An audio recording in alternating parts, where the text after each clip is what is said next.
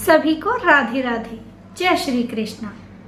एक रक्षाबंधन की बड़ी ही प्यारी कहानी आप लोगों के लिए लेकर आ गए हैं, तो कहानी को पूरा जरूर सुनिएगा। आइए कहानी को शुरू करते हैं। एक गांव में एक दादी और पोती रहते थे। बेचारी के माता पिता नहीं थे। वे उसके जन्म के दौरान ही किसी दुर्घटना में उनकी मृत्यु हो चुकी थी। दादी पोती दोनों बड़े प्यार से रहते। उनके घर में एक छोटे से लड्डू गोपाल थे, जिनकी पूजा दादी बड़े ही प्रेम से करती थी। पोती भी अपनी दादी को रोज लड्डू गोपाल की पूजा करते देखती। ऐसे ही समय बीत रहा था, लेकिन जब वह छोटी सी नन्ही सी गुड़िया घर से बाहर जाती तो उससे कोई ठीक से बात ना करता। आसपास गली के मोहल्ले के बच्चे उससे दूर भागते और कहते, अरे ये तो बिन भाई की बहन है, इसके तो माँ बाप नहीं है, जा हम तुझे नहीं खिलाएंगे। ये सब सुनकर वह रोते रोते अपने दादी के पास आती और गले लगकर रोने लगती। दादी माँ, अगर मेरा भाई नहीं है तो इसमें मेरी गलती है। मेरे माता पिता नहीं है तो क्या इसमें मेरी गलती है? दादी अपनी पोती को बड़े प्यार से समझाती, बिटिया ये तो लोग हैं, इनको तो कुछ ना कुछ कहना ही होता है। तू इनकी बातों पर ज्यादा ध्यान मत दे। और देखना, तेरा भाई है तो ये लड्डू गोपाल, ये तेरा भाई ही तो है। लेकिन उस नन्ही सी गुड़िया को ये सब सुनकर भी मन में तसल्ली ना होती। ऐसे ही कुछ समय बीता और रक्षाबंधन का त्योहार आने वाला था। वह नन्ही सी गुड़िया अपनी दादी के साथ बाजार गई। उसने देखा जगह जगह पर सुंदर सुंदर राखियां सजी हुई थी। सभी लड़कियां अपने भाइयों के लिए सुंदर सुंदर राखी खरीद रही थी। उसका भी मन हुआ कि अगर मेरा भी भाई होता तो मैं भी राखी उसको ले जाकर बांधती। वह अपनी दादी से बोली, दादी माँ, क्या एक राखी मैं भी ले लूं? मैं भी अपने भाई को राखी बांधूंगी। बेचारी दादी की आंखों में आंसू आ गए कि नन्ही सी बच्ची को अब क्या बताऊं कि उसका तो कोई भाई है ही नहीं। लेकिन उसका मन रखने के लिए दादी माँ ने उसे एक राखी दिलवा दी। वह अपने घर आ गई और रक्षाबंधन आने में बस एक ही दिन था। वह अपनी दादी से पूछने लगी, दादी माँ, मेरा भाई कौन है और वो कहाँ रहता है? दादी माँ ने पहले तो उसे बहुत समझाया, उसकी बातों को अनसुना किया, लेकिन बच्ची थी, जिद कर बैठी। अब तो दादी माँ ने उसे बोल दिया कि तेरा भाई तो मैंने पहले ही कहा था कि लड्डू गोपाल है। तब वह नन्ही सी गुड़िया बोली, लेकिन दादी माँ, लड्डू गोपाल तो मूर्ति में बैठे रहते हैं, ये तो मुझसे बात भी नहीं करते, मेरे साथ खेलते भी नहीं।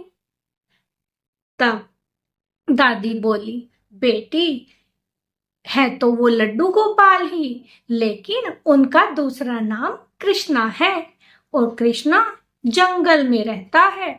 वो यहाँ नहीं आता, भीड़ भाड़ से दूर रहता है। जब ये बात उस नन्ही सी गुड़िया ने सुनी तो उसके दिल पर लग गई। अब तो वह सुबह सुबह रक्षाबंधन वाले दिन अपने भाई को याद कर रही थी और सोच रही थी कि मेरा भाई मुझसे राखी बंधवाने आज जरूर आएगा।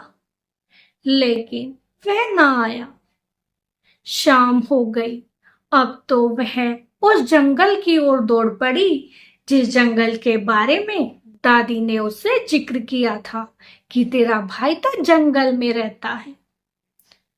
शाम बहुत ज्यादा हो चुकी थी और वह नन्ही सी लड़की बिना पैरों में चप्पल पहने हुए जंगल में चली गई और अपने भाई को आवाज देने लगी, कृष्णा, ओ कृष्णा, मेरे भाई तू कहाँ है?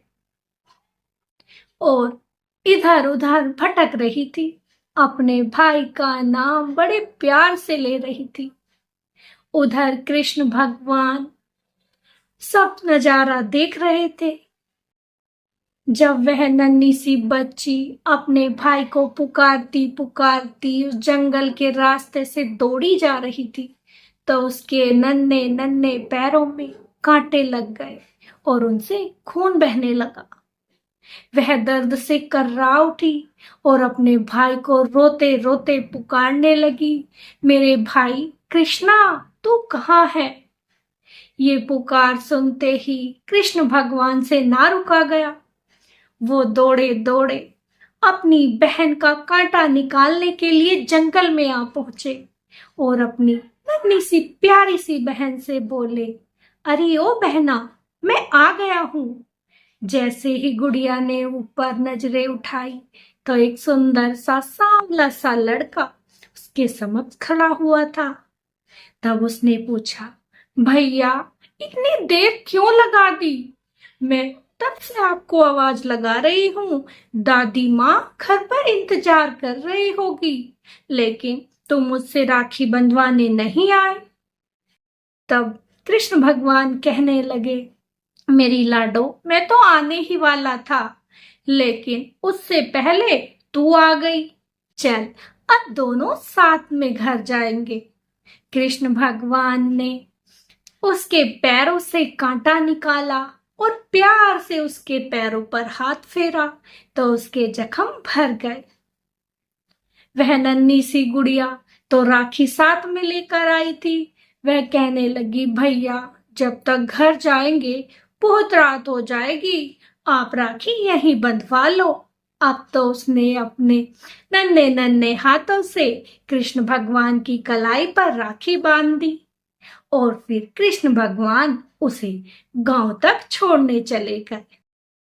जब दादी माँ का घर नजदीक आ गया तो वह कहने लगी, भैया आप क्यों रुक गए? चलो दादी माँ से मिलकर आओ।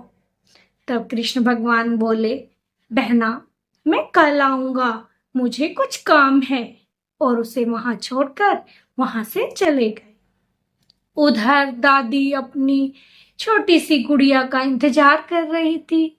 मेरी नन्ही सी लाडो न जाने कहाँ भटक रही होगी, कहाँ चली गई मेरी लाडो। बेचारी बड़ी परेशान घर के दरवाजे पर ही टुकटुकी लगाई बैठी थी। तभी उसने देखा उसकी नन्ही सी लाडो दौड़ी चली आ रही है और उसके चेहरे पर एक अलग ही मुस्कान थी। उसने अपनी लाडो को देखते ही गले से लगा लिया और कहने लगी, मेरी लाडो, मेरी बच्ची तो कहाँ चली गई थी? तब वह कहने लगी, दादी माँ मैं अपने कृष्ण भैया से मिलने गई थी और वो मुझे जंगल में मिल गए, मैंने उन्हें राखी भी बांधी। अब दादी ने सोचा कि कोई मिल गया होगा ग्वाला और उसने इससे राखी बंधवा ली होगी। तब दादी ने कहा, लेकिन तुझे वापस कौन लाया? तब कहने लगी, मुझे मेरे भैया ही छोड़कर गए हैं। अब तो दादी को पूरा विश्वास हो गया कि जरूर इसे कोई गांव का लड़का मिल गया होगा और वो इसे घर छोड़ गया होगा। अब उसे अंदर ले जाकर खाना खिलाया और उसे सुला दिया। जब दादी सुबह उठी तो उन्होंने देखा कि लड्डू गोपाल के हाथ में वही राखी बंधी हुई थी जो कि उसकी नन्ही सी गुड़िया जंगल में लेकर गई थी। वह ये देखकर चकित हो गई और अपनी बच्ची से कहने लगी, बिटिया तूने लड्डू गोपाल को राखी बांधी थी? तब वह बोली, नहीं, मैंने तो कृष्णा भैया को बांधी थी। और ये राखी यहाँ कैसे आई? तब दादी माँ ने हाथ जोड़े और अपनी बिटिया से बोली, बिटिया तो सच कहती थी, तेरे कृष्णा भैया ने तुझसे राखी बंधवाई है, देख ये राखी उसी का सबूत है। तभी वहां पर बहुत ज्यादा रोशनी हो गई और लड्डू गोपाल कृष्ण भगवान के रूप में सामने आ गए। ये देखकर वह नन्ही सी गुड़िया कहने लगी, दादी माँ, यही है मेरे भैया, इन्होंने ही मुझसे राखी बंधवाई थी। भैया, अब आप हमसे दूर कभी मत जाना। ये सुनकर कृष्ण भगवान मुस्कुराने लगे और बोले, मेरी बहन, जब भी तू मुझे दिल से याद करेगी मैं तेरे पास चला आऊंगा, और वैसे भी मैं तो तेरे पास ही हूँ सदा सदा के लिए, इन लड्डू गोपाल की मूर्ति में। और वहां से अंतर्ध्यान हो गए। अब तो उस लड़की को भी पता चल गया कि मेरे भाई और कोई नहीं, कृष्ण भगवान है।